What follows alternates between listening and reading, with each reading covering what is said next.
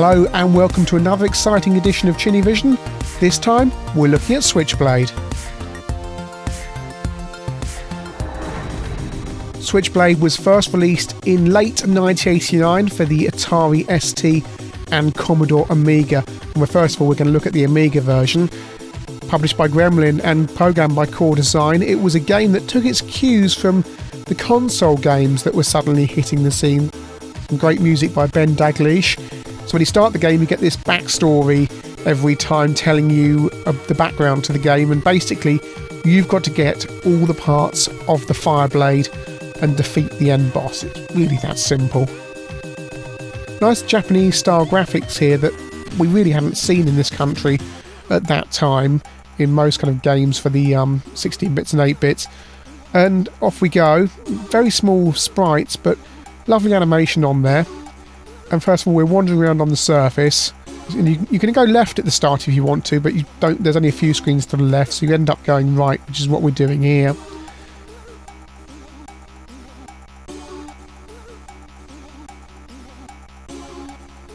You hold down the fire button to perform the different moves that you can perform. You do a kick, which is the most powerful of the attack options you've got. And you can also destroy these blocks and find things behind them, such as a power-up there.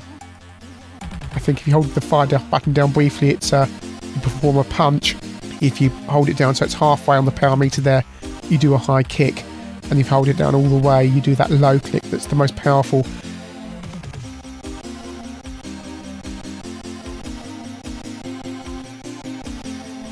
So we've fallen down a hole, and this is where the game really begins. We kill this baddie here, and the little secret here is, although you've lost all that energy, if we kick this wall down, there are some power-ups there, so we're back up to full power. And coming down here, this is one of the worst parts of the game, I think, because this little baddie here is a real pain to get past.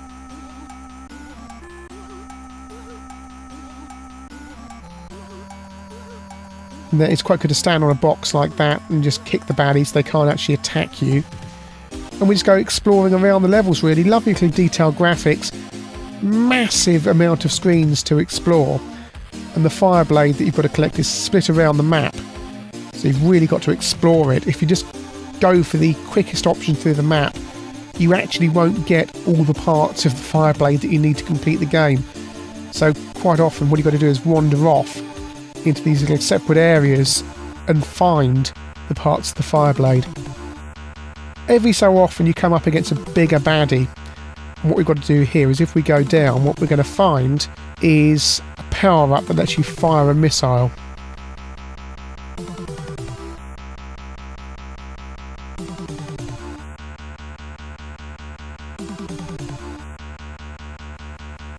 And there we go, so our missile is now well, our weapon is now fully armed, because we can see in the status screen there in the middle it's appeared. So then we're going to fire our way through this wall.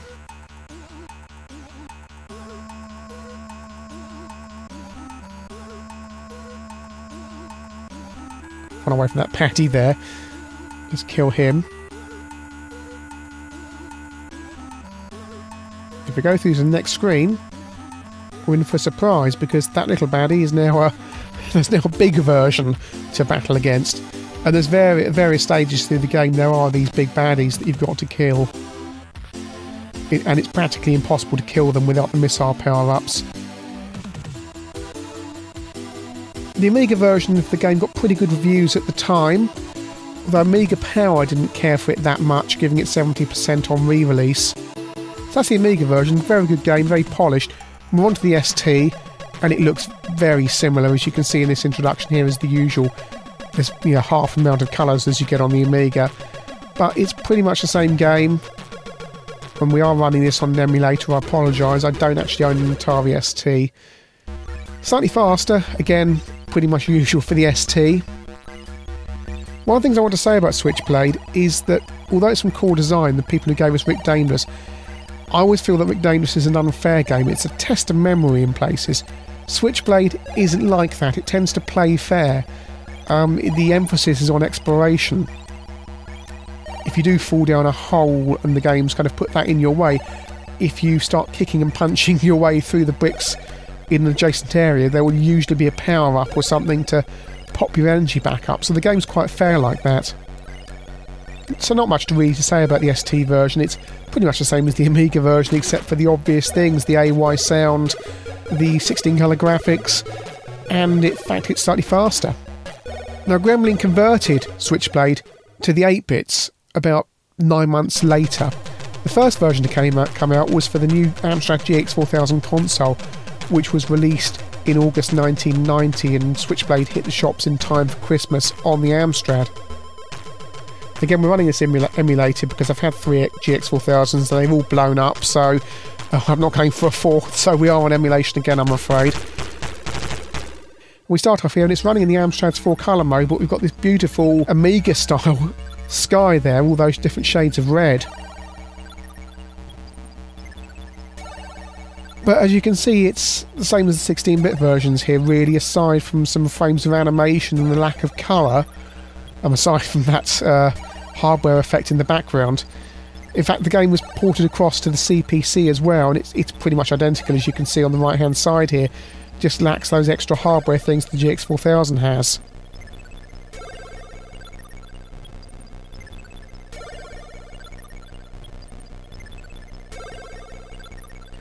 As soon as we drop down underground, and actually it's pretty much the same game.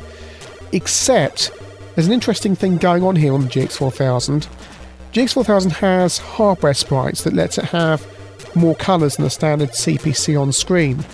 Now, in order that Gremlin could port this to the standard Amstrad CPC and therefore get more sales, and do that easily, instead of making the main characters and the baddies hardware sprites to get more colours, what they've done is made background graphics such as those girders hardware sprites.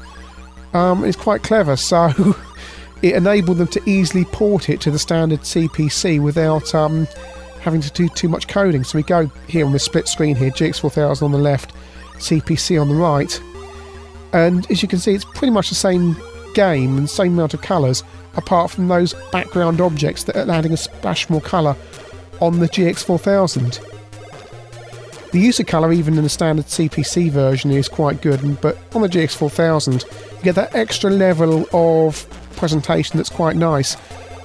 Also got to speak highly of the AY tune here, practically identical to the ST version as you'd expect.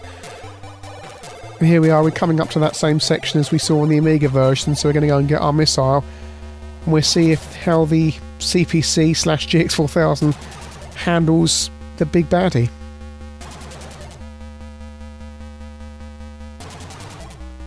Slight difference there, you can see the enemies spawn in a slightly different sequence to the Amiga version, but otherwise the levels are exactly the same layout, same baddies in the same place, they just sometimes appear slightly out of sequence compared to the 16-bit versions.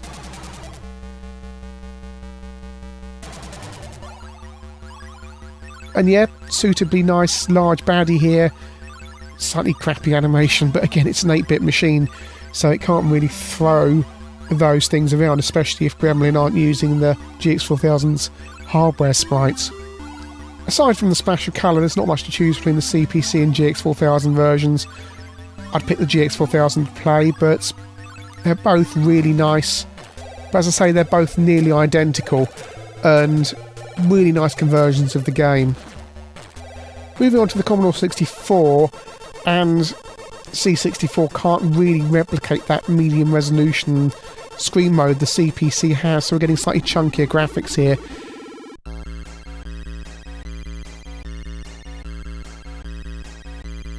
Slightly hard to see some of the baddies, and I'm viewing this on an S-Video connection. If you're watching this on RF, with all this red going on, some of these baddies really do blend into the background and difficult to see. Slightly odd arrangement of the Switchblade music as well. I don't know why they've slightly changed it. It isn't necessary, and I find it slightly annoying really, because it's a decent tune. Once you get underground, things are slightly easier to see. Level layouts are exactly the same as the other versions. Baddies appear in the same place again.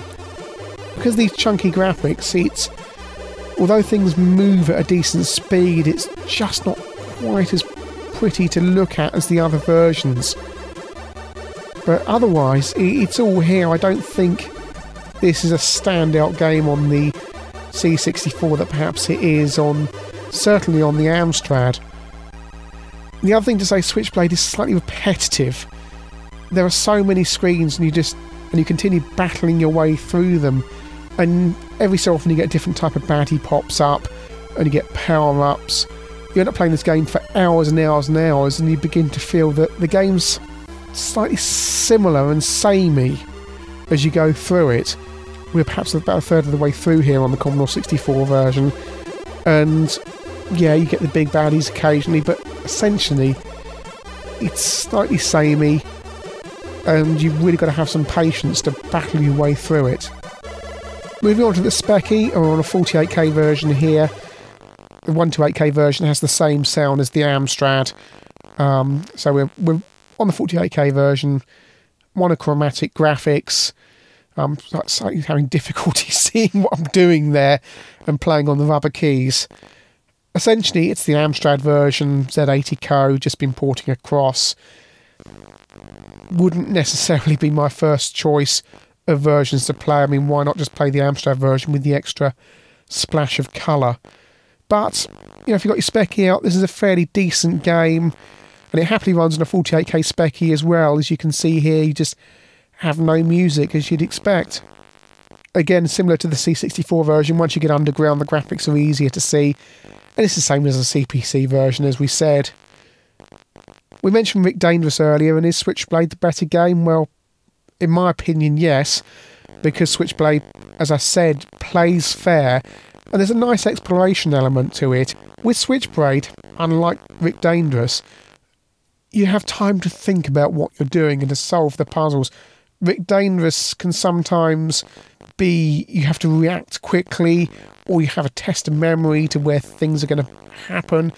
Switchblade isn't like that. It's much more an exploration game, and oddly enough, it comes from the same stable that later gave us games like Tomb Raider, where the emphasis is sometimes on the exploration as well. The thing about Switchblade is it's pretty much identical on all the systems, and what it really boils down to is what kind of platformers have you got on your system. If you like the C64 and you've got Mayhem in Monsterland, well, you're probably going to want to play that instead. But if you're on the GX4000 where you've got a very limited amount of games to begin with, or even the CPC, then actually it's one of the best platformer games on your system. But regardless of what system you've got, it's a pretty good game.